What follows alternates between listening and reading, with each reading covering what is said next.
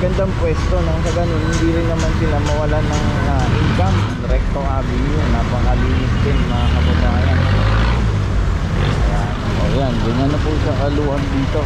At dapat kahit man doon sa kabilang side, wala na rin mga nagtitinda sa bangketa.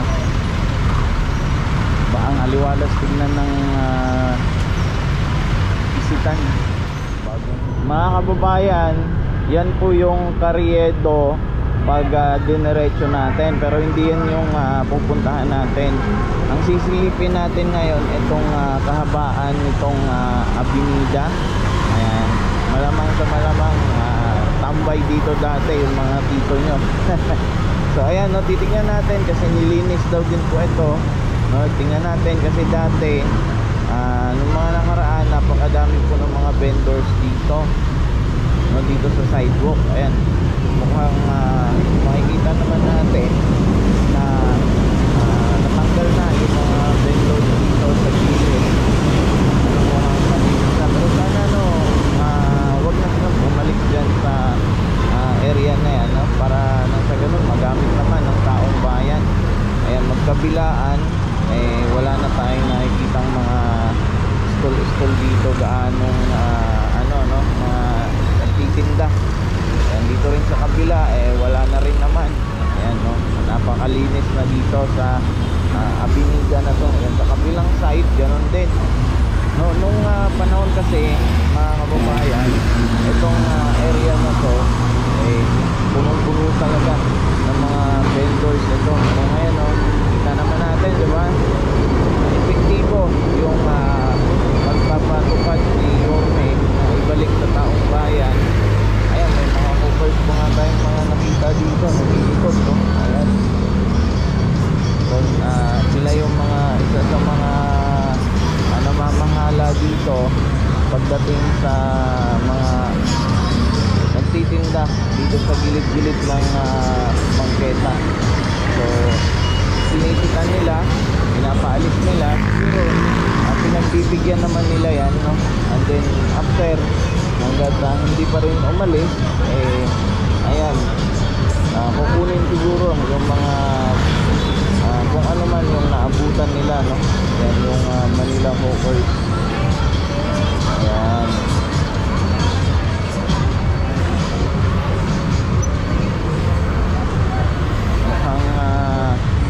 ayan, maganda naman at napili yung kaluwagan, no, ng bangketa. Kita nyo, di ba? So yan sila sa mga namamahala dito. O, di ba? Ang linis naman, ang luwag, di ba? Nung mga ano talaga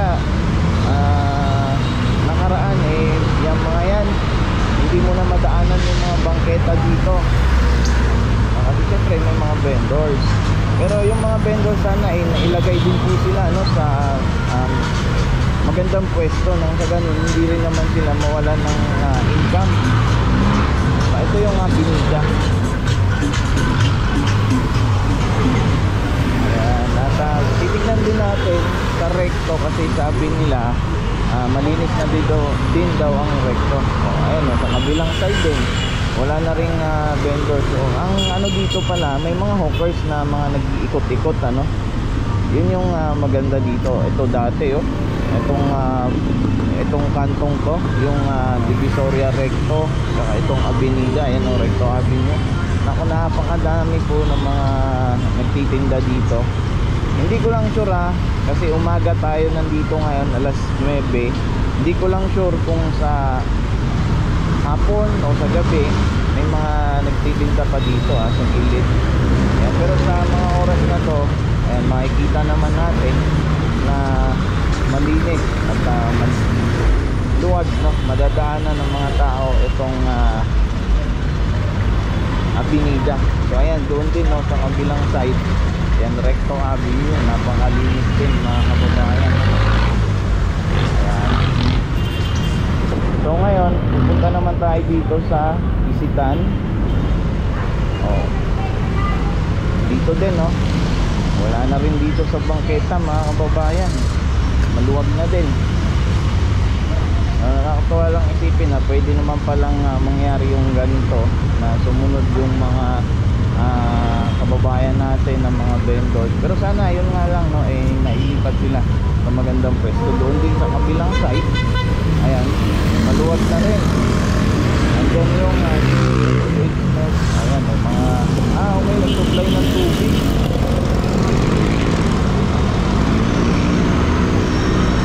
Okay. Ayan, may nag-supply ng tubig dyan. Dito, ang luwag dito mga kababayan, no? Ayan, bisitahan.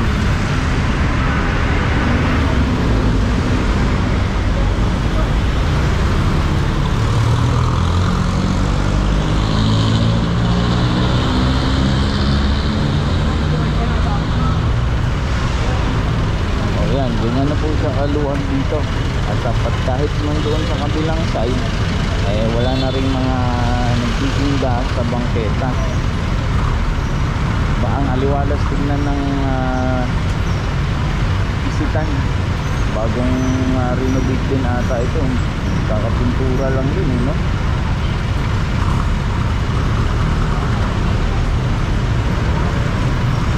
Malamang familiar din kayo, no, sa mall na yan.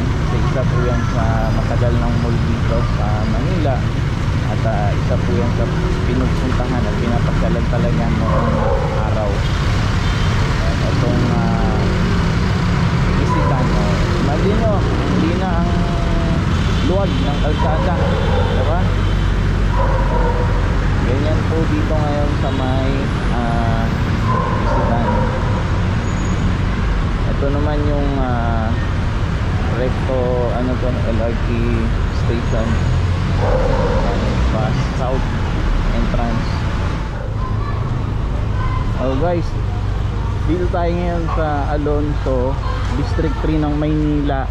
At ito yung isa sa mga controversial, no, na barangay hall daw po ito na pinasira po ni Mayor ito. Ayan, makikita natin na talagang wala, no. Ang nakapanghinayang nandito mga kababayan, no, yung ginastos sa project na to.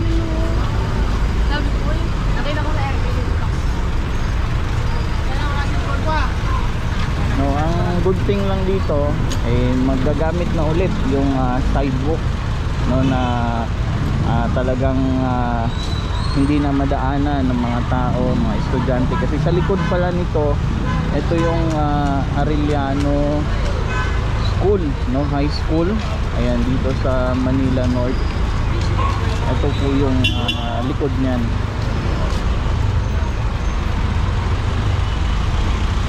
Medyo may kahabaan din pala itong barangay hall na to, no? Pero ano magkakasya dito mga kababayan, ano? Ganito kaliit na, ganito lang kaliit na office.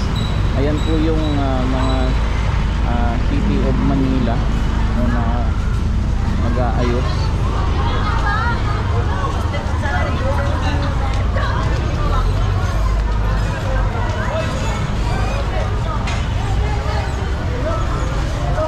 So yan, labasan din pala ng mga estudyante ngayon dito. Ayan mga kababayan, no? Yan na po yung sitwasyon ng school ngayon, ng barangay hall dito.